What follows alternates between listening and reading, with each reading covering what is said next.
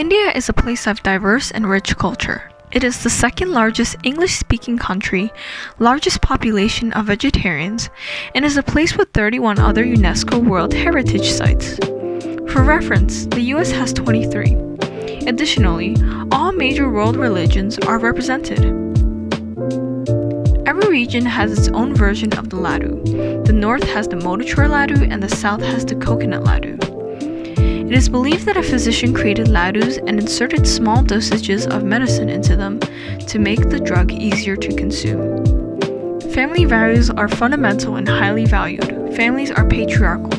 A woman must obey her father, her husband, her son. The sweet is popular for prayer rituals, offering to gods, and to adolescent girls to balance their hormones.